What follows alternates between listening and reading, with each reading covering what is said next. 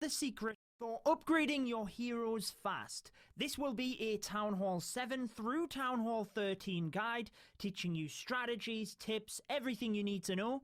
Let's go. Welcome back to the channel then, guys. I'm your host, Judo Sloth.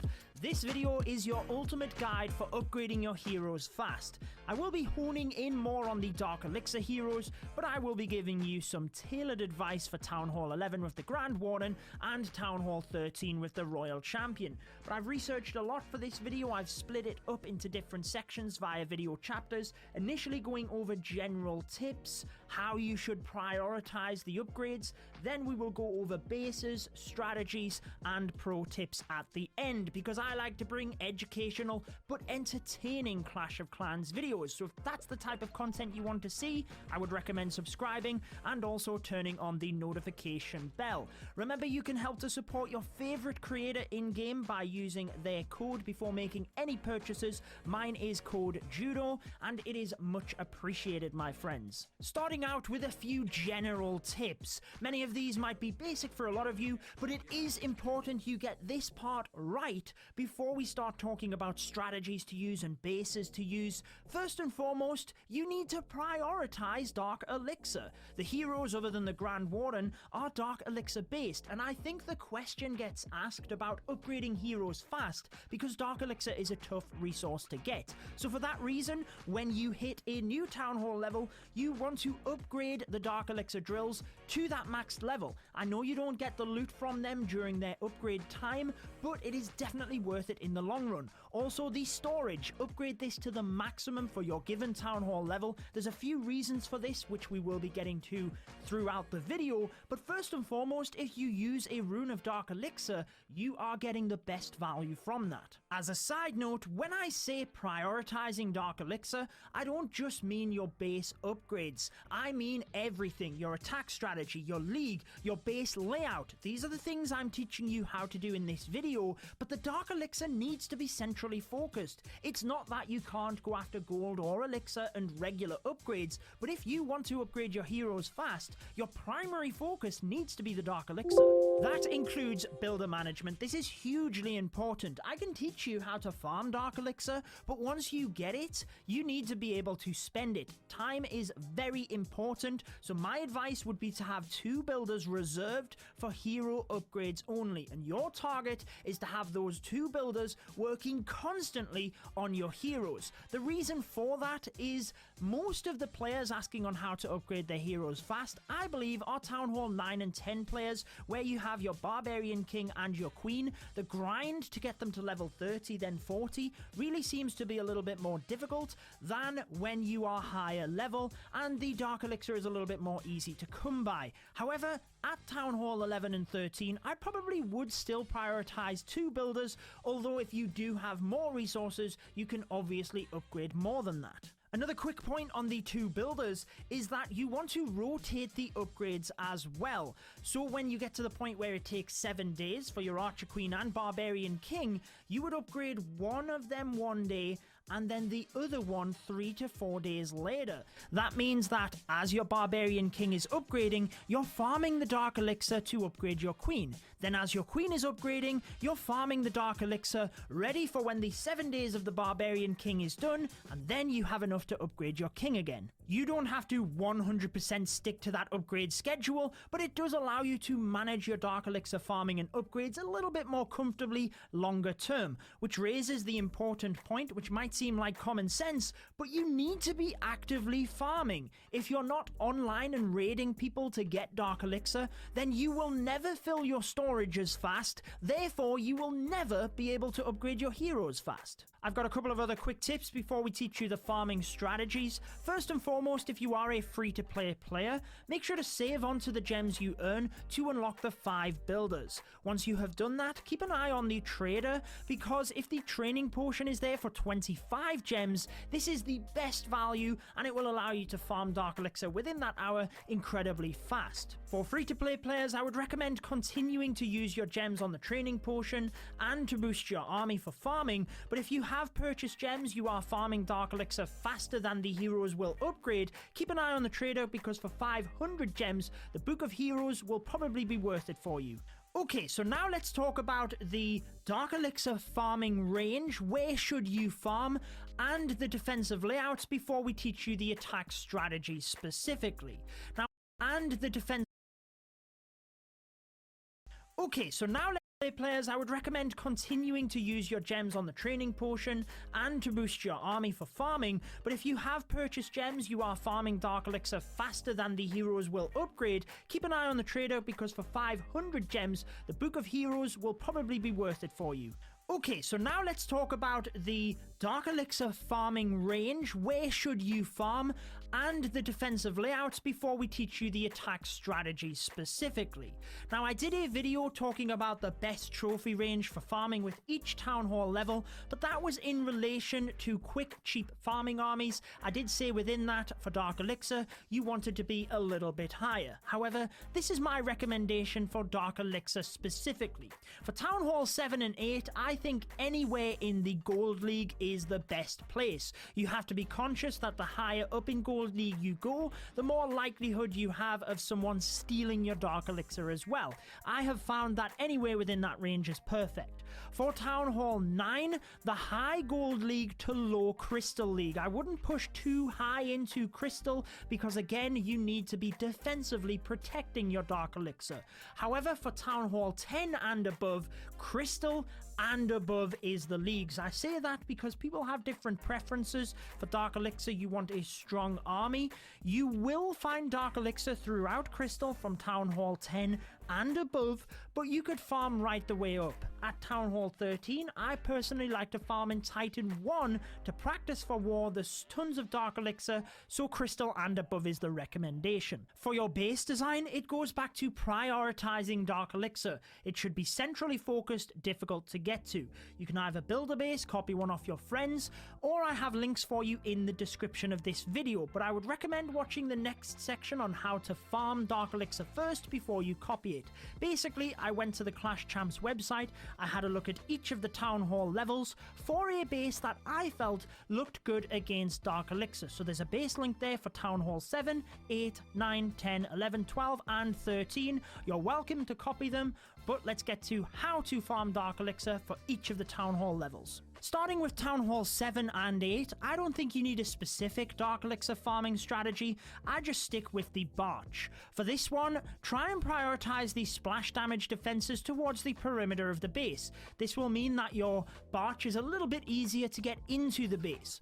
You want to take heavy focus on where the Dark Elixir is situated, not just with the storage, but also the collectors in that of the drills. In my 300 subscriber special video, 300 tips in one video, we gave a lot of tips regarding Dark Elixir and where it is situated. If your king is up and alive, use him as a meat shield before your Barch, but if not, you have your barbarians anyway. I like to take some wall breakers just to allow me into the base. The storage is not always towards the perimeter, it is sometimes in the center. Send the barbarians in first, followed by the archers to shoot over walls towards the Dark Elixir, and you also want to try and save onto a good group of them to get into the center of the base. This is where you might then consider using a rage or a heal spell to keep them alive and make sure they're doing maximum damage onto the Dark Elixir storage once they get to the center of the base. For Town Hall 9, there are two main popular Dark Elixir farming strategies. The second is my favorite, but I figured I would teach you both of them and you can select your favorite. Firstly though, we have the Goblin Knife. This involves creating a loot funnel on the outside of the base by taking out all of the collectors. Then you provide direct access to the Dark Elixir storage for your mass goblins. You can mix other troops into the army composition, such as giants, to tank the splash damages, particularly if both of your heroes are upgrading. You can also take wall breakers, but I like to take 2 jump spells to ensure I have access to the Dark Elixir storage. Use a rage spell over the top of it. Your main aim is to get the goblins to the storage, take it down, and then you're done. The second Dark Elixir farming army for Town Hall 9 is the Loonian. This is my personal favourite because it's easier to use at Town Hall 10 as well. The downside is that you do need to spend some Dark Elixir on minions, which for Goblin Knight you don't. Send a line of balloons in first, followed by the minions, and you're using 4 rage spells. 2 initially, you're prioritizing the wizard towers, and then as the balloons get to the center of the base, you're using your next 2 rage spells. This means that the balloons are raged over the core, and it also means any minions that get to the town hall and dark elixir storage are also raged. If you do have heroes, you can use them on the back end in order to tank wizard towers, maybe even pop off any other collectors. But the good thing about this strategy is it's very basic. You just send a line of balloons, send a line of minions with the rages, and you don't need your heroes for it. Whilst you can continue to use Lunion at Town Hall 10 or other strategies, I brought you a top 5 farming strategies in Clash of Clans video recently that will be linked at the end of this one. I would recommend though transitioning into a mass miner attack, particularly for Town Hall 11 and above. This would be my recommendation.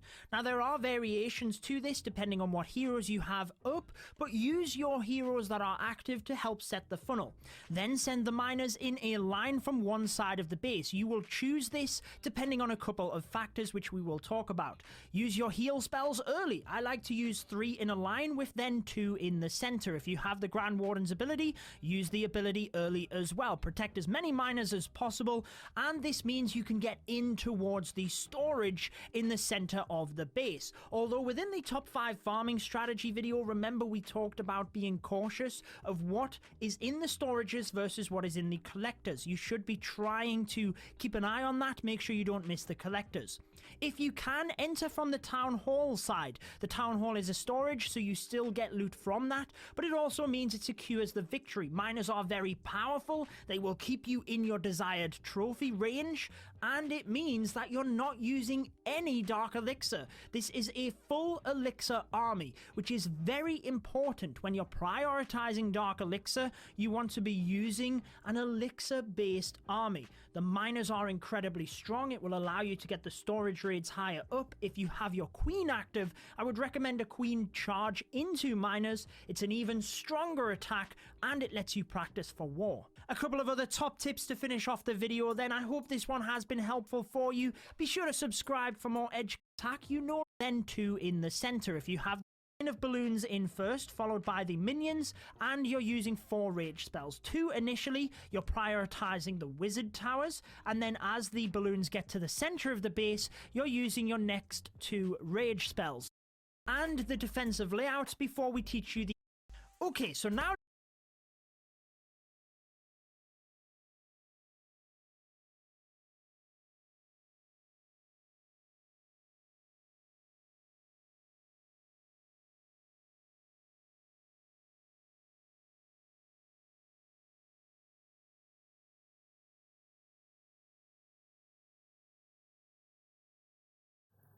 Hai guys, welcome back.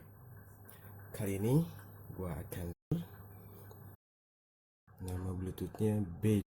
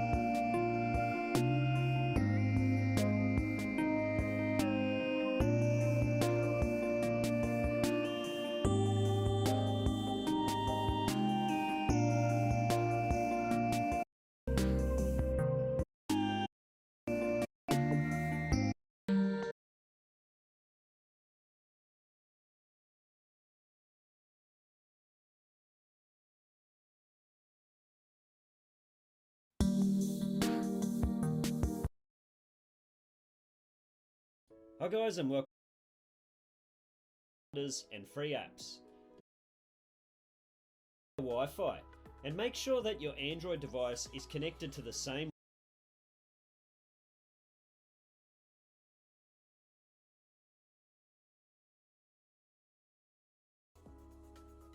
I've already downloaded it, therefore I'm going to press open. Tap continue, agree, and then next. Tap continue on your iPhone, and on your Android device type in the code that you see on your iPhone.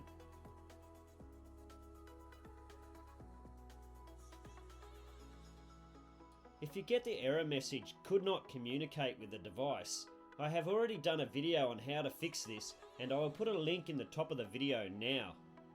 Okay, great, you're on the transfer data screen. Just deselect anything you don't want to transfer and press next.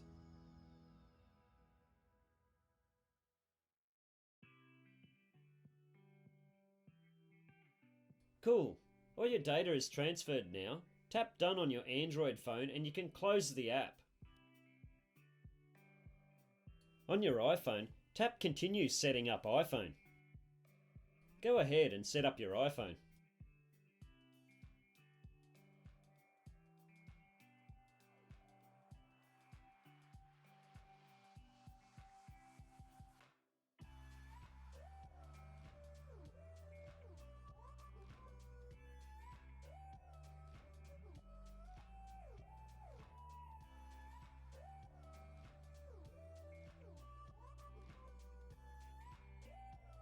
Awesome, the last step here is to install your free apps. To do this you will need your Apple ID. Just tap add apps and then tap use existing Apple ID and your iPhone will download all the free apps for you. If you swipe across, you should see all your apps start to appear. You can also check if your photos, messages and videos copied across.